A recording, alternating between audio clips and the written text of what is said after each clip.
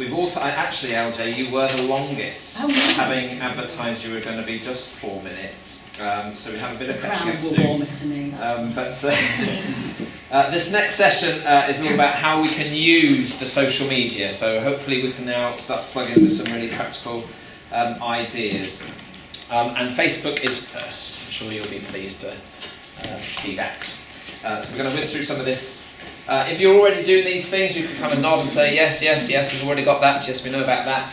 And if you think, oh, that's an interesting idea, look puzzled, and I'll think, oh, you want to hear more, But we'll try and whiz through some of these things. And a lot of them are applicable across all 4 of the social media platforms that we're talking about this morning, so you might get a little bit of repetition. But share stories, share personal stories is a great way of connecting. People will like to see people's faces and they like to hear people's stories rather than general posts. So find a good story to post about. You might video somebody's testimony, STC video people's testimonies occasionally. Hear Rob's story of Jesus meeting him. Hashtag try church, hashtag join us at Alpha Course. People will watch a video, they'll look at a picture, make sure everything you post has either a picture or a video. If it's just text, it tends to get scrolled past much easier. You might tell a story with pictures. That's a good idea as well. Create a little album of pictures. You can see this one post has a main picture and then 4 others that you can scroll through, and it will tell you the story of the great time that we had at the last 10:30 service of that particular church. And as you can see, people will then comment and share and tag other people in, and it's a great way of having conversations. So tell stories of your church so that people can see what your church looks like if they've never been. Everyone's seen this memories feature on Facebook. 3 years ago you posted ... whatever it might be. As a church, I think this is a great idea. Celebrate the anniversaries that happen in your church. Maybe there was a baptism, or there was a wedding, or there was a special harvest service, or there was something special that happened in your church. At the time, you took a picture of it and you posted it. A year later, 2 years later, it flashes up on your feed. Do you want to share this with everyone? As a church, that's a great idea. Remind people of the shared history that they have together. Share memories. Share information. So again, this is true for a lot of the social medias.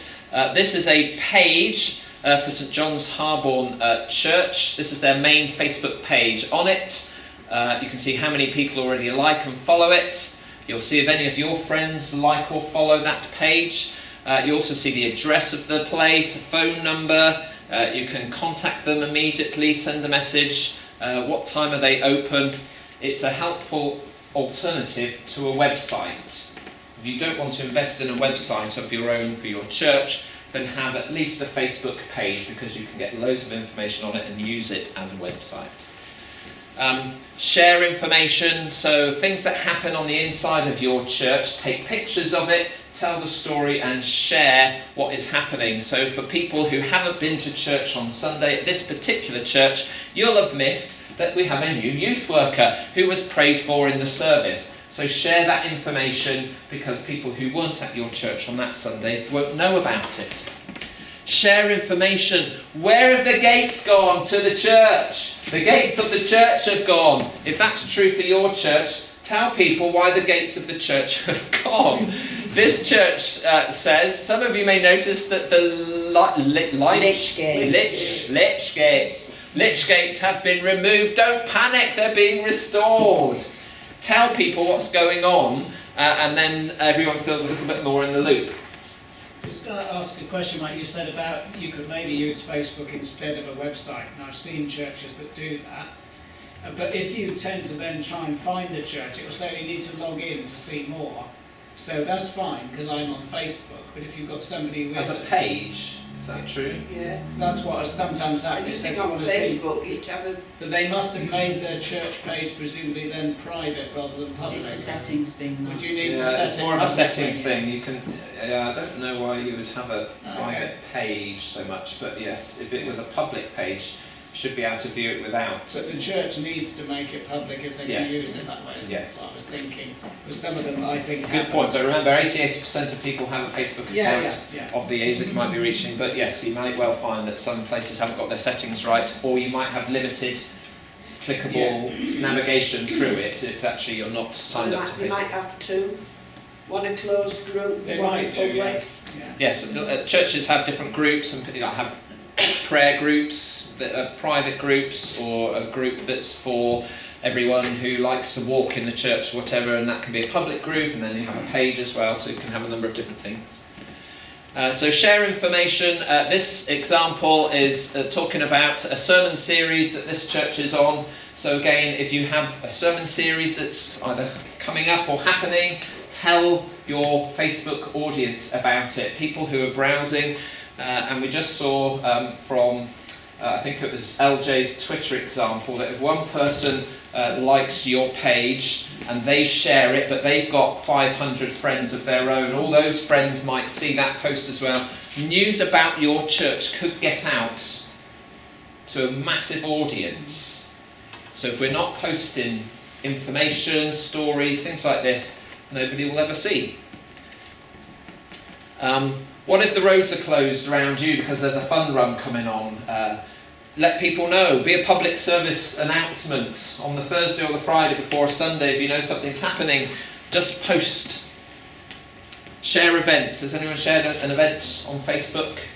This event was shared on Facebook. You may well have said, I'm interested in going, or I will be attending. This church have simply used a photo of what to expect at their event. Good idea as well. Don't just say the text. Have a picture if you can of a past event that's happened. If you'd like to come to the big barbecue, it's at the vicarage. See you there. Be positive, be friendly in your posts, and have pictures. And then hopefully people will connect and comment on it. Another sermon series, and this person will be speaking on such and such. So this is an event if you like. If you want more information, they've even got email addresses and things like that. Here's an actual Facebook event you can set up under different settings. You can then say whether you're interested in going to an event. If you've designed your own publicity, that you've got posters up in your church, whatever, why don't you just post it on Facebook as well? Another way of getting the message out there. And who doesn't love a knit and natter? I think we would all say if we could knit, we would be at a knit and natter.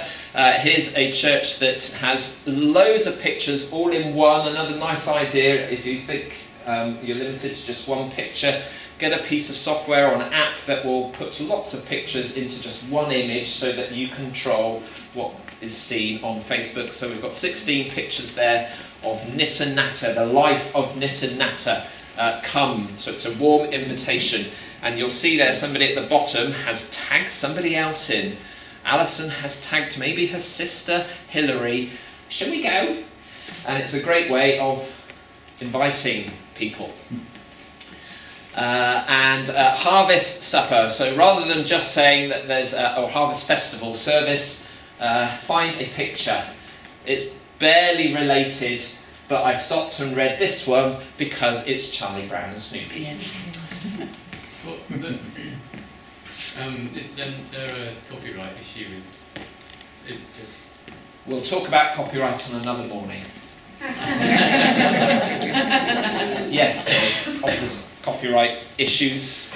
Not quite sure how it works with Facebook, because actually it's not you that's posting, it's Facebook technically posting.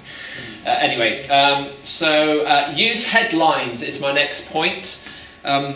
Just like a newspaper will grab your attention by putting a big headline across the page. The first paragraph you read of any newspaper story is usually bang, bang, bang, the important bits that you need to know about that story. The further you go in, maybe the less significant the information is. That's good advice for Facebook posting as well. Don't waffle and jumble and take a while to get to your point.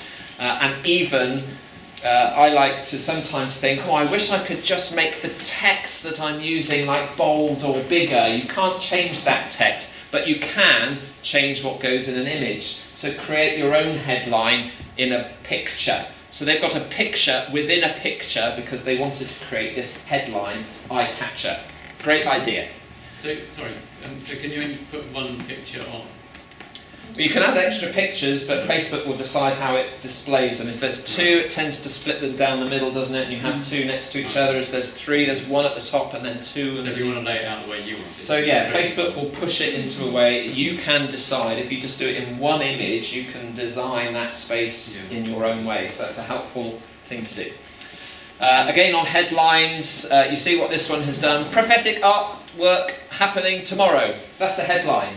So it's the first thing that you read in the text. They've also got a headline there.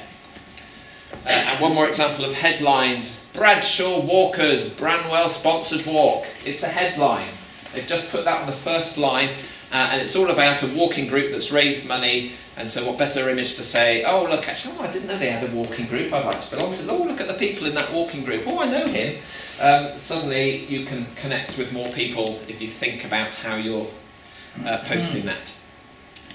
Signpost people. So Facebook is great for signposting, as are all the other social medias.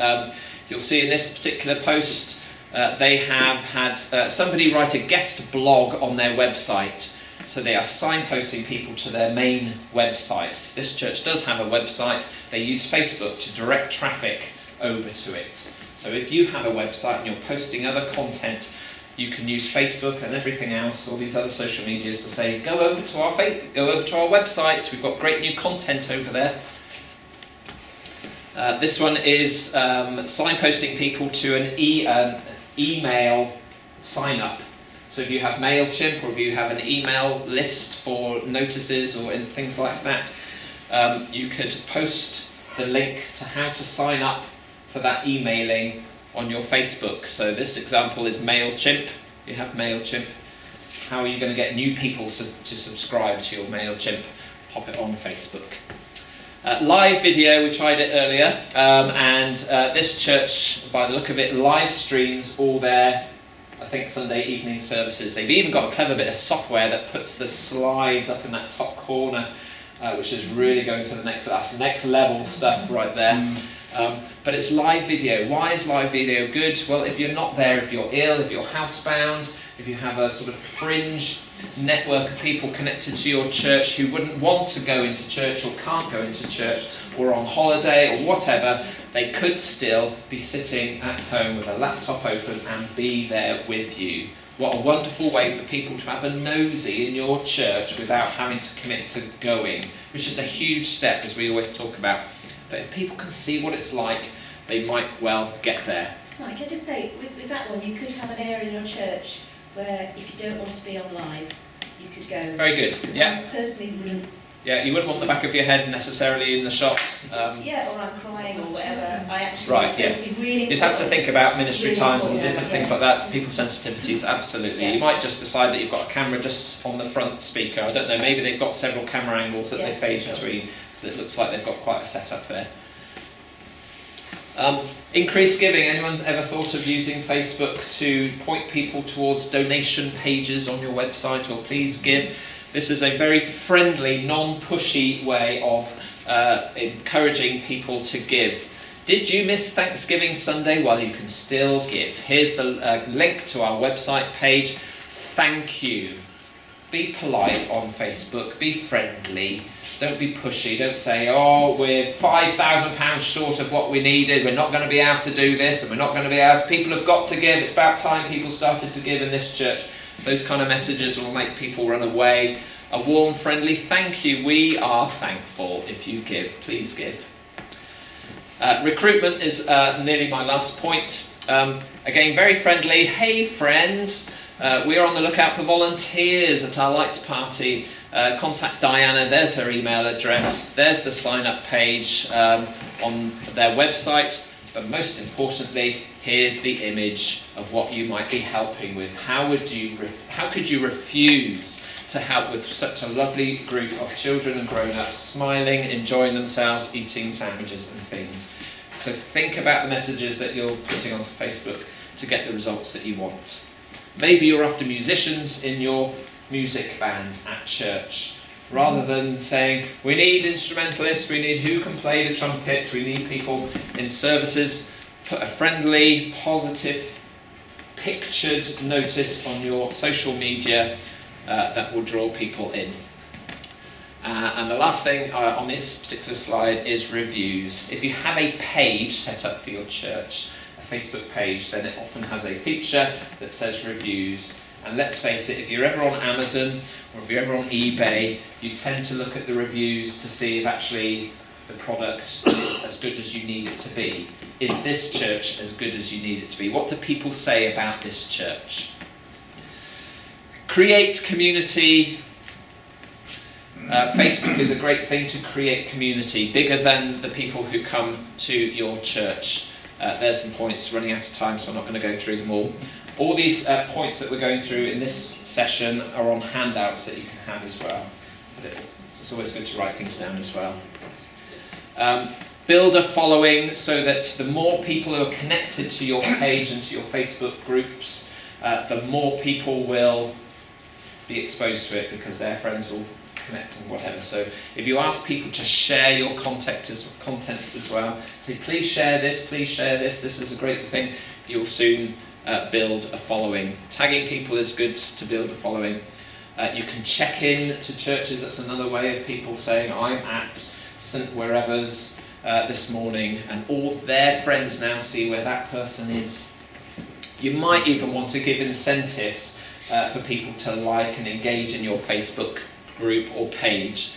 So for example, the church will do such and such event when we get to 200 likes on our page. So go and tell all your friends and family to like our page, and when we get to 200 we're going to do this as a church. Or the vicar will do some kind of stunt, shave his head or her head or something, I don't know, something will happen if we can get to this landmark. Church outside the box, be involved with the activity in the community and post about it. Be a church, this is just general church stuff. Be a church that's out in the community, but then post about it. Take pictures about what is happening in your community so that people can see the real picture of what your church is like. Oh, they don't just do Sunday mornings. It's not just about church activities. It's also about community. That church really cares for its community. Educate yourself by connecting with organisations that you admire and connect with. So for me, in the last year, I've liked Mental Health First Aid England page, because I want to stay aware of mental health issues as a youth worker. So when I look at my Facebook feed, I see mental health things, and then I can share those things. So as a church, think about as a church, what do we care about? Like those groups, organisations, so that you as an administrator of your page will see those things, you can share them into your church site, and it helps you stay aware and connected to the issues and organisations that are important to you. Expose fake news as well. You had a good example there, didn't you? You said Ian Smith recently exposed some kind of lie, rumour that was going around, or some fake news. So if you see stuff on Facebook that you think, I know that's not true, be the church that says, no, this is true, this is what's happening, this is the reality of the situation. How many minutes have I used? Everyone's minutes. Schedule posts. You can use fundraising feature on Facebook as well. You can use polls, get people's opinions. You can pay for advertising as a church. You might think, oh, that feels like it's not right somehow. But you could set a budget, say, for £20, and you could then decide who you want to target in the Facebook world, and your advert will appear on their page, and they may well then discover your church. Yeah. Who's next?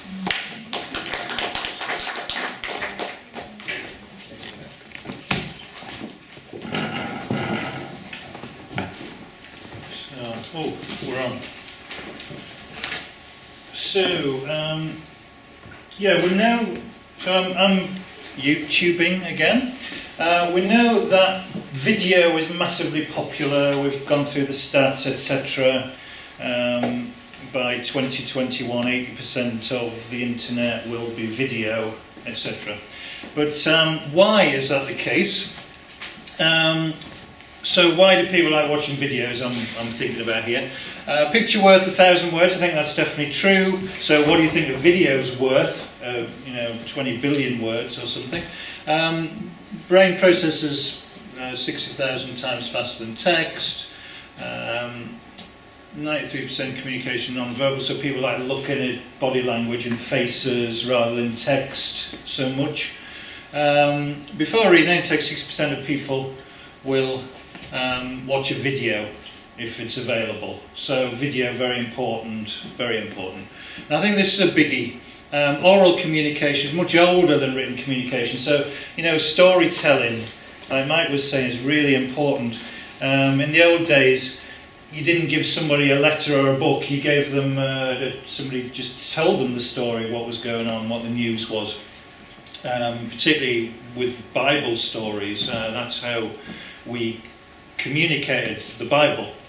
But hardly any churches use video. And I think what I would say is, you know, if we are to be salt and light in the world, then we should be inhabiting those spaces where people are living. And people are living in the internet, and people are watching videos, so we should be there as well as Christians.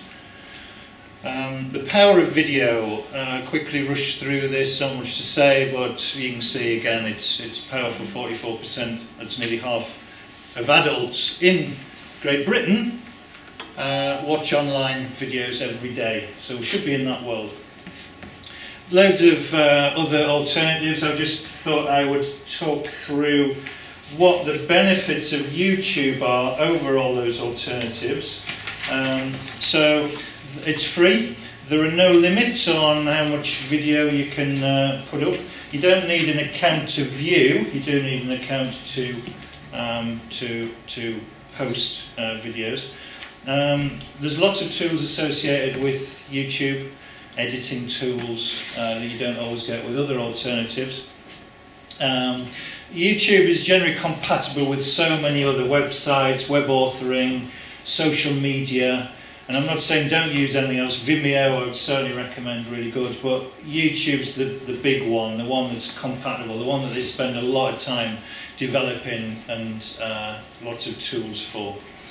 And generally YouTube videos can be found much more readily on by search engines, just because they're easier to find.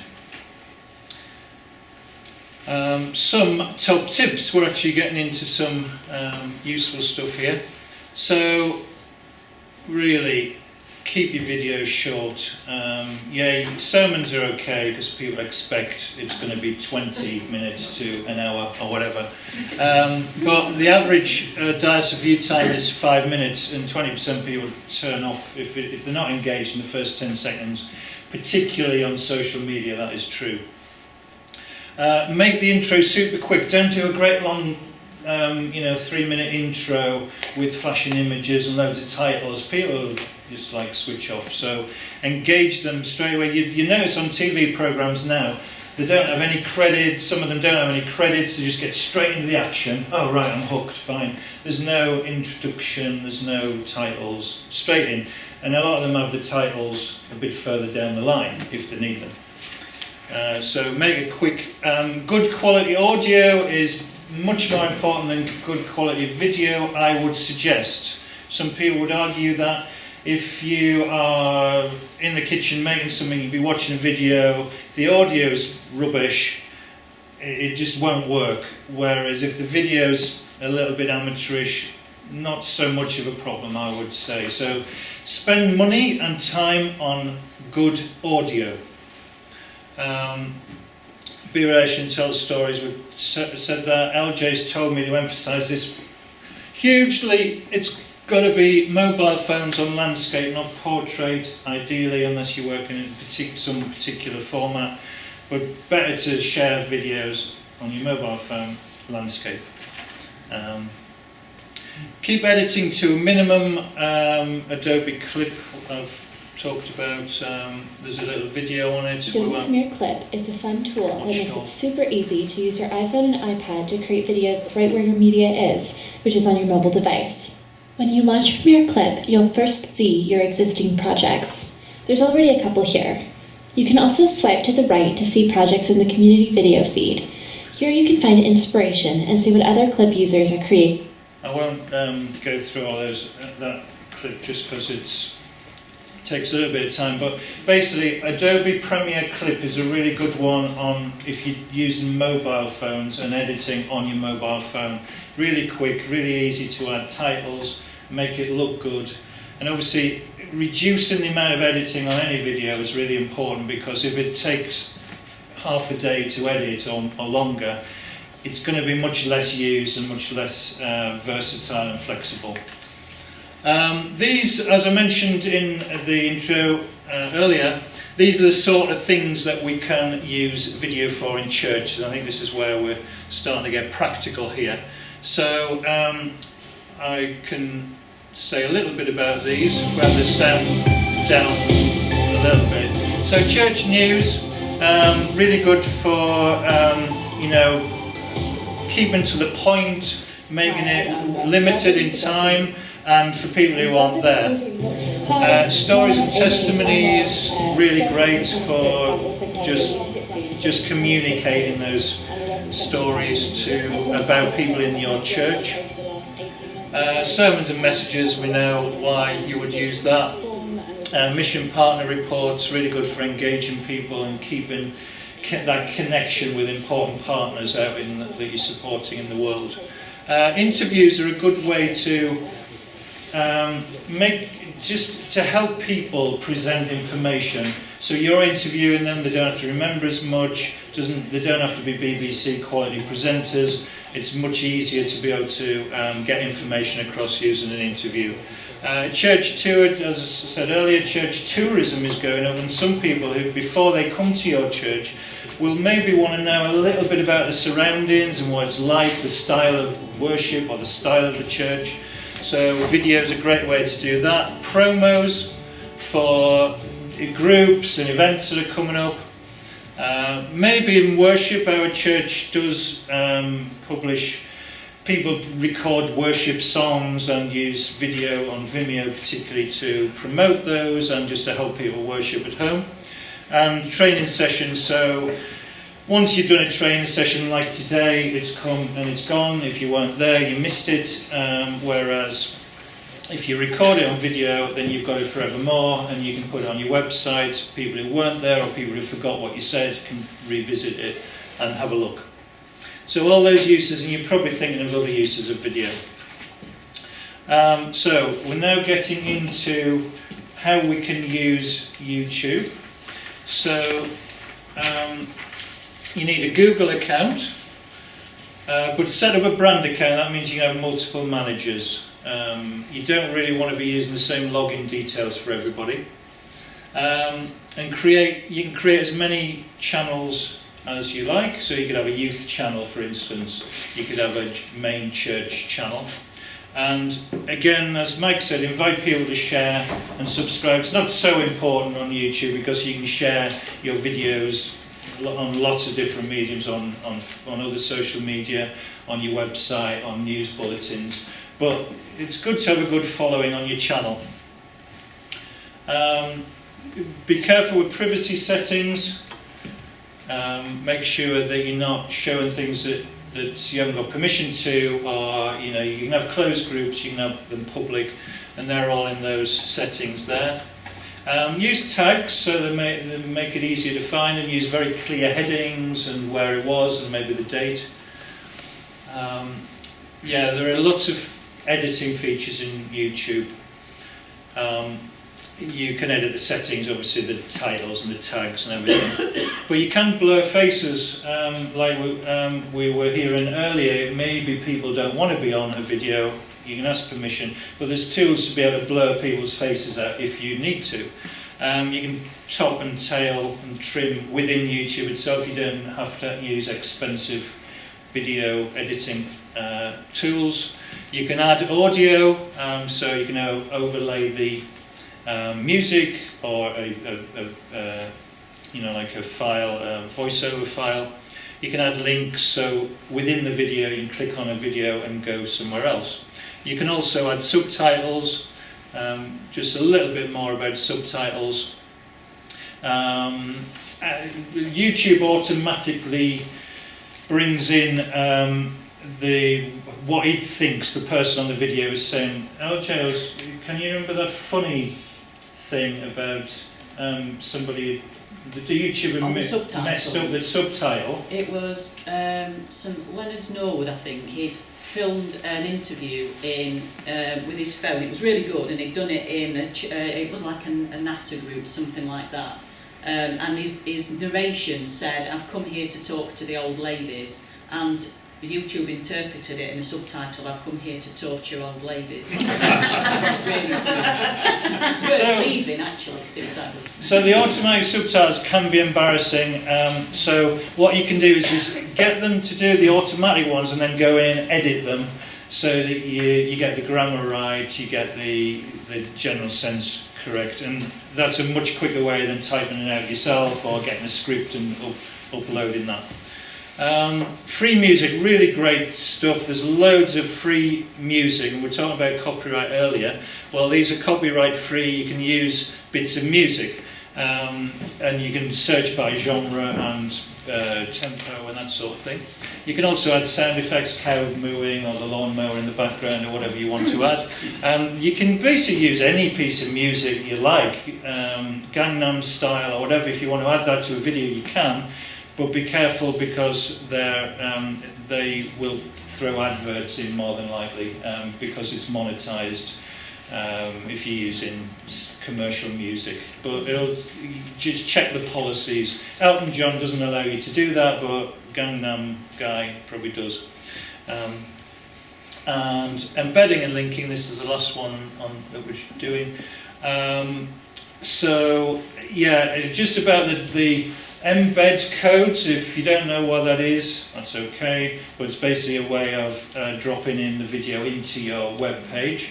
But if you do use embed codes, I would speak to you and just say there are lots of little bits of code that you can drop in around the embed code that you normally get to make the video just that little bit, so you can cut out, you can change the size of the frame, you can not have related videos at the end, which I think is really good. I never have related videos at the end unless they're our related videos.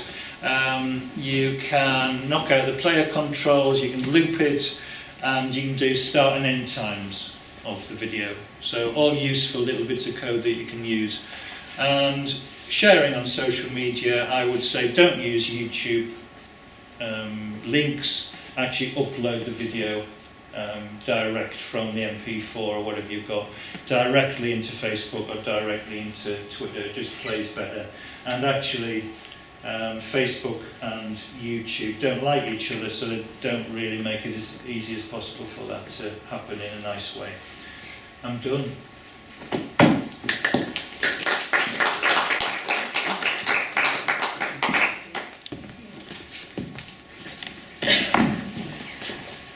Okay, so back onto Twitter.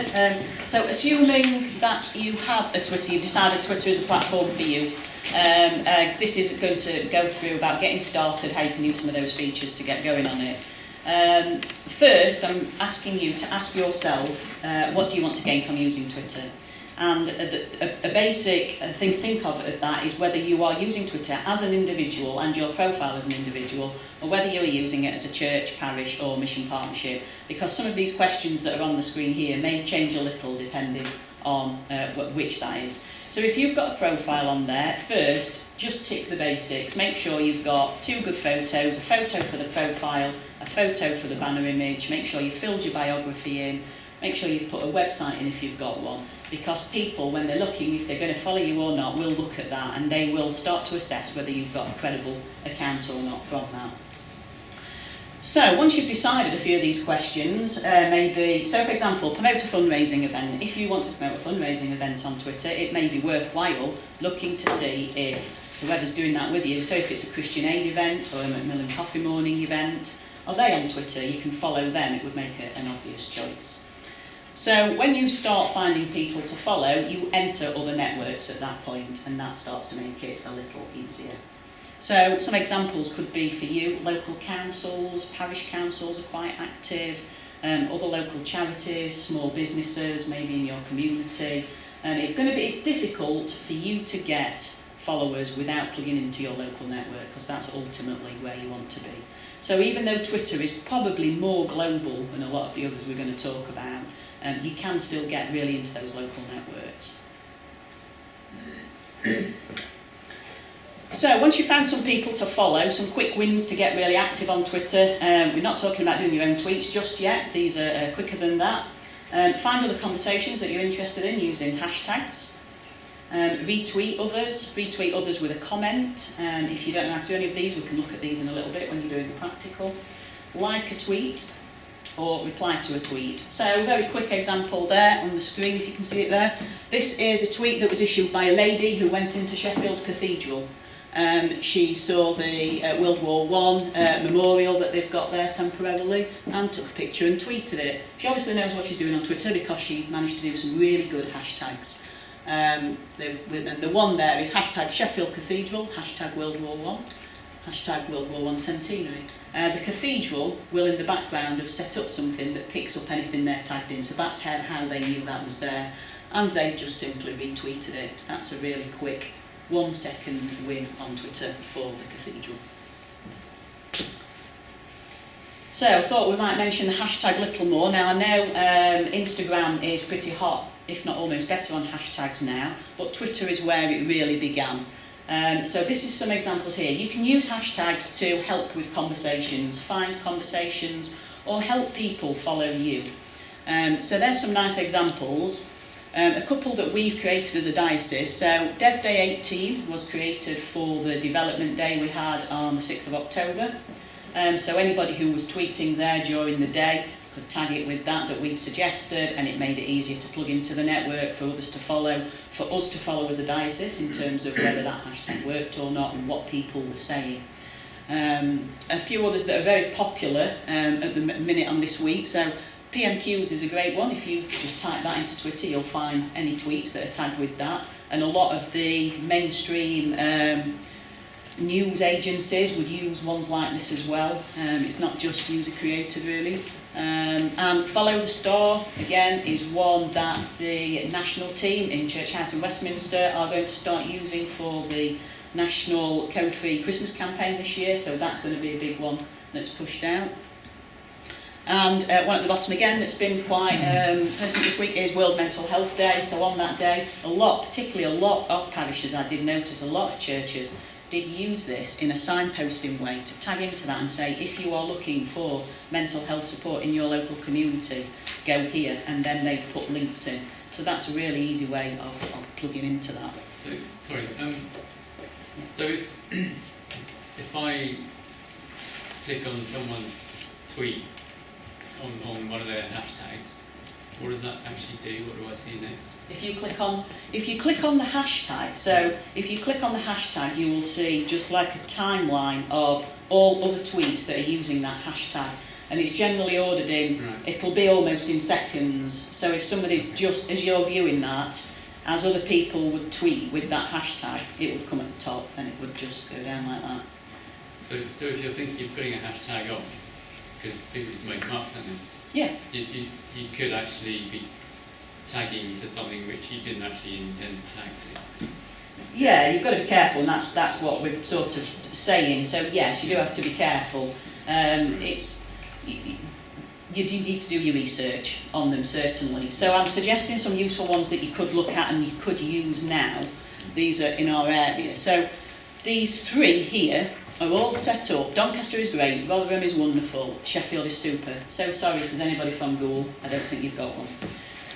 If you use any of these in your tweets, they get automatically retweeted by the accounts that have set them up, and they are now a standard. They're not. You will get dodgy tweets equally, but you will get very good ones as well. So places like the Sheffield Star would use tweets like this. Don't put them in everyone. Use them, sparingly, but they are there. And some popular. I did a search to the most popular Christian hashtags on Twitter. Pray, Amen, Jesus and Holy Spirit are right up there, so use them. And you generally say to put 2, absolute maximum 3 hashtags really in any tweet, or it just becomes unreadable. But yes, beware. So some oops ones. 2 here. So I did look at some inappropriate hashtags that when you put them together create dodgy words. I felt they were too dodgy to put up, but this one did make me laugh. The top one was a hashtag that says now Thatcher is dead, but many people interpreted it to say now that share is dead. So be careful. The one underneath is my favourite one ever. Dear Bishop Peter, about 2 years ago, he was on Twitter. He's no longer on Twitter, so I cannot show you this tweet, unfortunately. But he'd gone through a confirmation service with 2 young people. These 2 young people had asked him for a selfie with the bishop. It was a brilliant picture with him in the middle, 2 young people either side, and him getting the phone up like that. And he tweeted it out that night. I didn't know at the time. He told me the next day, sent me the photo, the raw image, and he said, I did this last night and I put hashtag Belfie because it's a bishop selfie. What Bishop Peter doesn't know is that the rest of the Twitter world use Belfie to take selfies of your bottom. Be aware. So for about a day, until the time had moved on, if you hashtag Belfie, you would have seen Kim Kardashian's backside from various angles and Bishop Peter. That is true.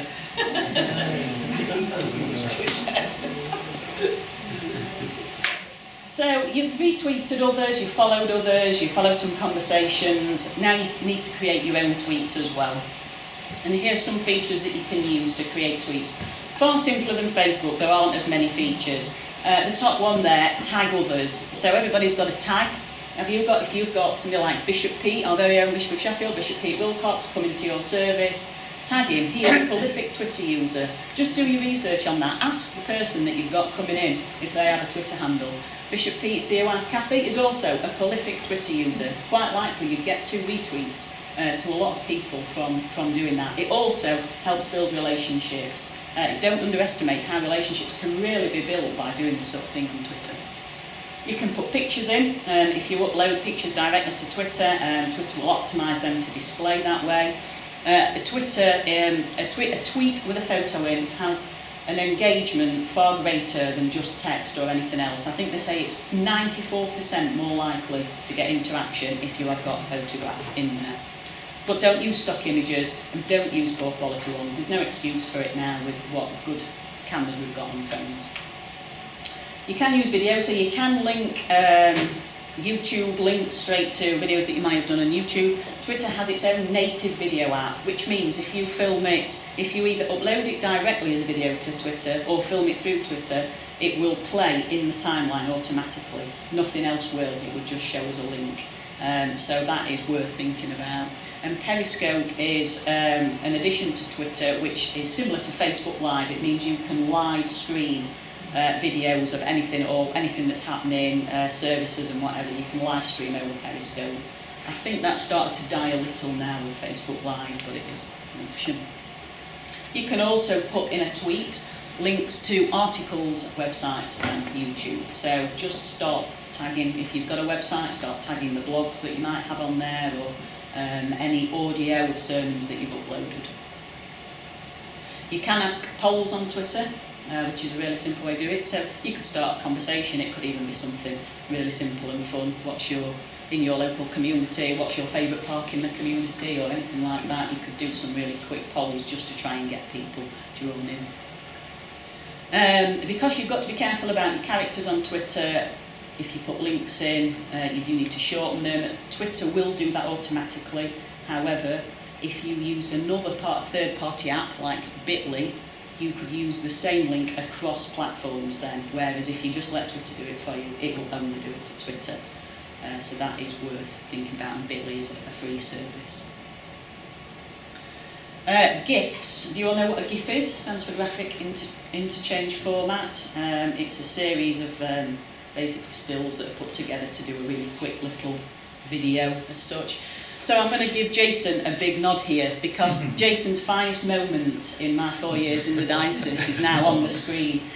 Jason created a GIF. This is a really simple GIF. That on the 21st of September, Bishop Pete was installed at Sheffield Cathedral as the Bishop of Sheffield. At the moment that the Bishop Pete banged on the door to be let in, this tweet went out scheduled for pretty much that moment, which is just a nice little play on installing Bishop. It's down to the nth degree in detail because it's installing to Sheffield Dio Cathedral folder. which was pretty much. We got so much interaction on that, and it was very, very pleasing indeed. So well done, Jason. But use gifts sparingly. You don't want one in every one. And then the last thing to make tweets a bit easier is schedule it.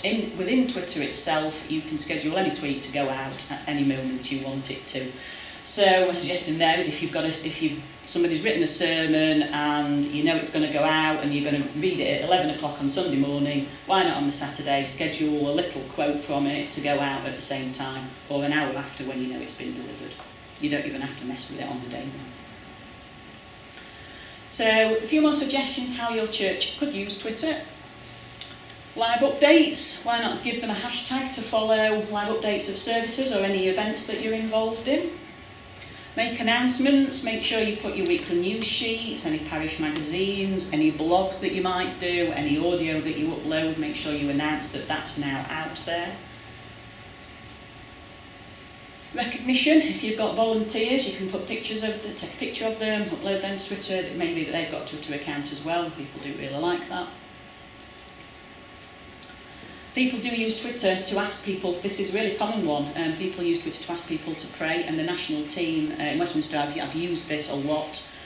So you can do a local search for something like #pray Rotherham, just see what you get. Yeah, you might get some odd ones, but you'll get some genuine ones as well. So why not make that an opportunity to just at least like and retweet it with a comment.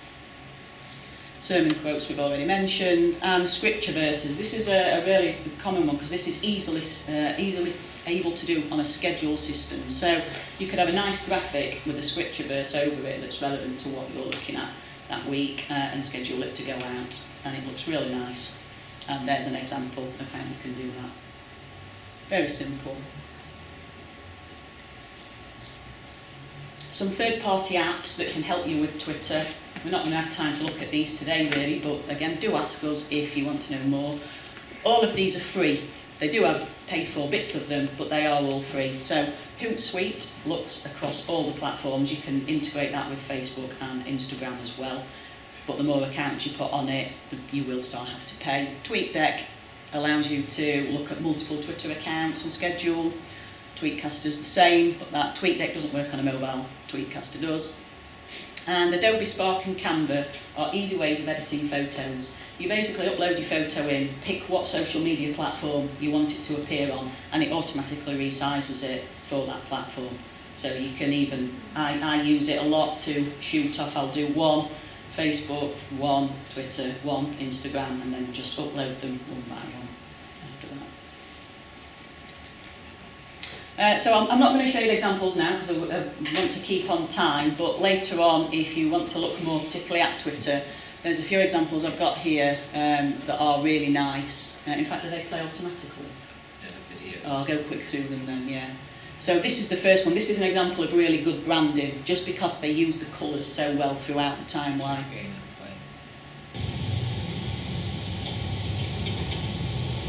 So you can see they've obviously got an orangey, sunny thing going on, but their timeline just looks lovely. They've thought about that all the way. And it's still very simple.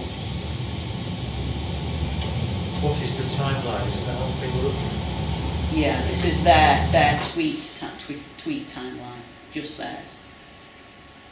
And this is the cathedral one. So the cathedral use a lot of graphics. They do something maybe really simple, where they'll have a graphic and just put a prayer over it. Or there we go. That's Twitter.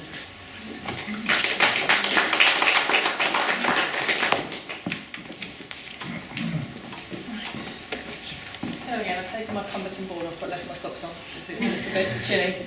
Right, back to Instagram. A lot of the things that have been mentioned with previous social media platforms are the same for Instagram. Hashtags, for example, feeds, tagging people, tagging locations, it all works very similar in Instagram. So for me, some of those things we can skip through and just touch on briefly. But as I mentioned initially, Instagram is all about the photos. So this little video, very quickly, I'll have my beam on, sorry I don't sound on it. We'll just show you briefly how to post a picture onto Instagram. We can make this available afterwards. So there's also a link as well that's on your handout. So this is my phone. This is me Going to Instagram in a minute. This is my feed. This is what I see when I log into Instagram. So these are things that I see, food. There's adverts as well on Instagram. So if you go to this bit, little button down here, this add button, choose all of your photos will come down here that you have already taken on your phone. And you can scroll through and find one that you would like to post. So you're going to see my daughter making turkey burgers, thoroughly enjoying herself. You can add filters to the photo, so flick through, there's several, this is how you take the wrinkles out. That's what I like to use Instagram filters for. Post that on, and then in here, start writing a little caption that goes along with the picture. So, just a little test. Took me a long time to type that without making a horrible typo somewhere. And then, again, hashtag. Hashtags have already been mentioned. I'll mention the background behind hashtags very briefly, but as you start typing, you'll see that how the number of times these hashtags have been used will show up as well. So you can see how popular some of these hashtags are as you start typing them. You can choose to tag the person in the photo if you want to, same as you can on Facebook. I'm not tagging Felicity because she's not on Instagram yet. You can choose a location of where the photo was taken, and I'll mention that as I go further into my talk. You can also then link it to your Facebook, your Twitter, or if you're still using it, Tumblr, and share it across different medias as well, just straight from Instagram. So that is me posting Felicity's happy face on Instagram, and then we'll have then shared across Facebook as well for everyone to see. So now we'll go through, this link here on how to post on Instagram is available on your handout as well, and it's very good. Actually, it talks you through step by step, so it's really good help on how to post onto Instagram. So we'll just run through some of the main points that were shown in that video, because that went through quite quickly on how the Instagram actually works. Your Instagram feed, as I say, is the first page you see when you log in, and it will show you the things that you're choosing to follow, the people that you're choosing to follow, and then these are little examples of people that I follow that have put recent posts on. So you can keep up to date with those people at the top as well. Again, to double tap that I mentioned earlier, very quickly, when you double tap you'll get a little heart in the middle and you'll show us having liked it, and I've liked that longer, that's my uncle, and nearly, so 4,000 other people have liked this photo being pulled after the Ryder Cup. To find people on Instagram, there's a little magnifying glass down at the bottom. This is always here, these little shortcuts. Click on there, start typing in here, and it will bring you suggested people, and as you start typing, you can see I followed Ryder Cup, Strictly, and then something about tea. That's my life right there. Works the same way with finding places. So if you want to tag a particular place, now this is a very important point. You can tag a place even if that place doesn't have an Instagram account. So it may be that your churches are getting tagged on Instagram even though your church isn't on Instagram. And that can happen, so it's worth checking. So even if you're on Instagram, doesn't mean people aren't using Instagram and aren't tagging your church on those posts. So you can choose to tag the place that you've been as when you made that post. Hashtags. So it was only in 2007 that hashtags were suggested as a way to collate people and messages. That's the idea behind a hashtag, as LJ said, is to bring conversations into one easy place to find those conversations. So if you're wanting to get involved in that conversation, it works exactly the same way as Twitter. You find the hashtag and you are then involved in that conversation once you use it.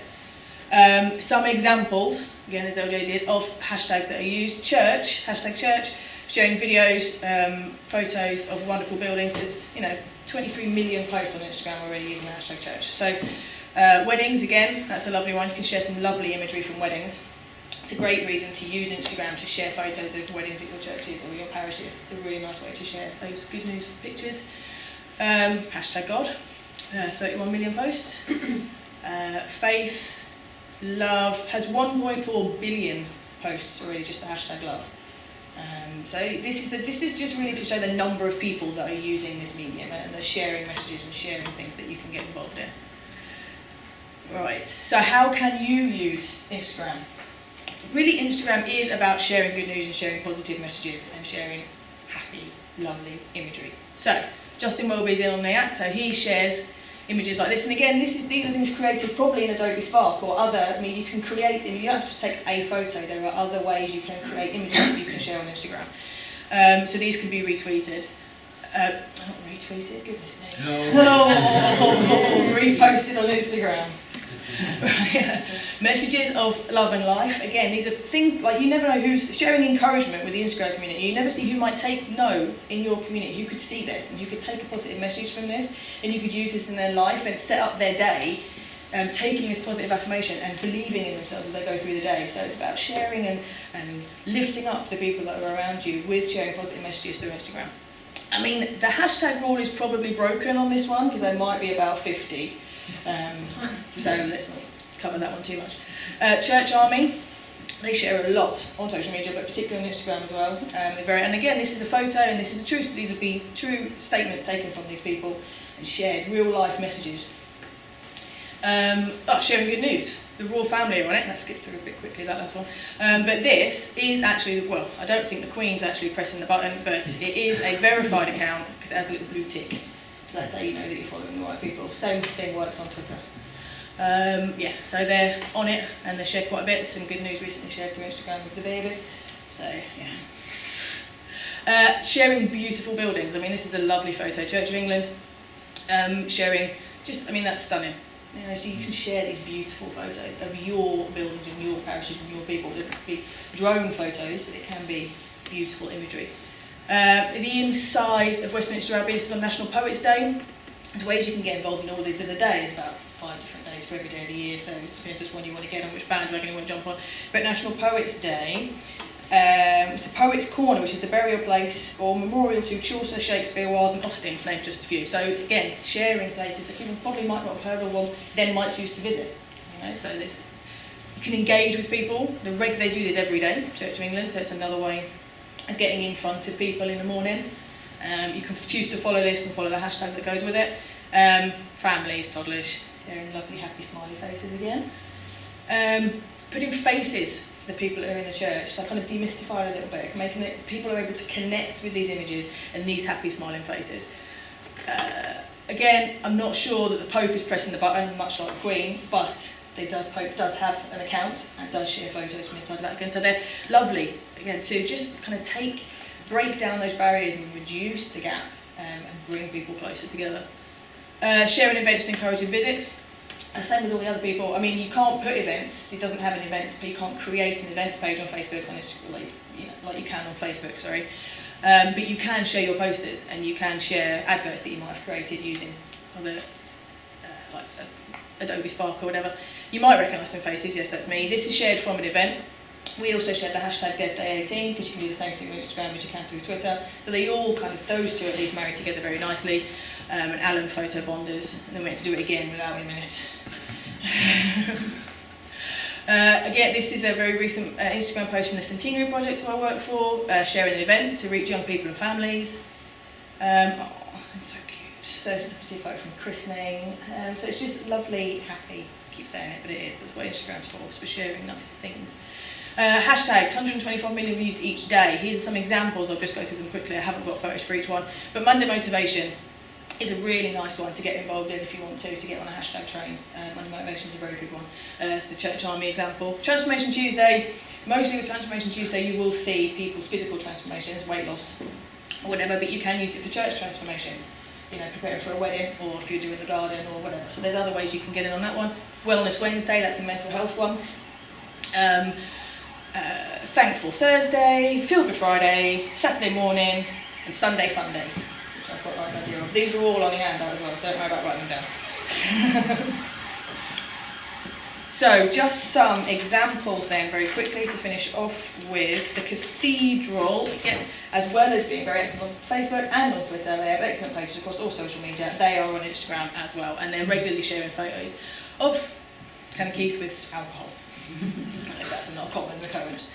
That's my daughter again, but the thing is with hashtags, as somebody mentioned, you can create your own, you can, and then use it regularly. My hashtag here, Mummy and Monkey Time, I use every time I do a post, but then I have a separate Instagram page from my personal one that is me and my daughter learning to cook together. So you can create your own, and then other people start to use it. You can use the regular ones, like say the Monday Motivation or whatever. So this is just an example of us sharing our time together, probably for my mum's benefit more than anything else. Diocese of Sheffield, this is from the Development Day. So Crossways Youth, this is a youth page. Crossways is their Centenary Project work. Their worker is from the Centenary Project, and it's again just connecting with the youth, and the young people will be following and liking this and seeing themselves on these photos on Instagram. They'll be able to connect with it. Beautiful, just this is St Mary's Ecclesfield. This is an example of what I mean. St Mary's Ecclesfield is not on Instagram as an account, but it can be tagged as a place. So there's something you want to take advantage of. If you're being tagged as a place, you already have a presence on Instagram that you can take advantage of. And again, just some lovely imagery. This is one I created for Centennial Project using Adobe Spark. So again, you can create an image to basically promote that we're recruiting. I've gone a bit past it, sorry. And this one is some ladies who borrow it, because I also work for the Resources Centre at Church Houses, some ladies who borrowed some of our resources for a lovely ladies' evening. And again, we're just showing that these resources are being used, and it gets it out there to a wider community so they can see what we've got. And this is my favourite one, Northern Bishops. It's even harder doing a selfie with 2 mitres in the way, which I'd say it's a nice way of connecting and sharing with the people that are following you. We'll just finish on this one. I was meant to update it for today's one, but I forgot. So just another example. It kind of encompasses everything. It's not a picture, it's an image. It can be easily shared. It's got plenty of hashtags in, and it's just a nice way to connect with people that are following you. Okay. You can use that on Facebook and Twitter there. Yes, you can connect to both. Yeah. So what I tend to do now is Instagram is how I upload. And then I know it automatically feeds into everything else. As a business, it might not be the best practice because you want to be showing that you're committing each time to each social media. So you might want to change, you make use of the same image, but change the message for each medium. But it's individually, saves me having to do it 4 times. But just put it on Instagram. No, I think it's a really good point, that, because Instagram and Facebook link really well together. Twitter doesn't as well, because what you'll get on Twitter then, if you post it that way, is a link rather than the image, and you've defeated the point then. So you have to be, so if you do it as a business, you have to be aware of how it posts on each media. All right, so that was quick. I didn't even time it.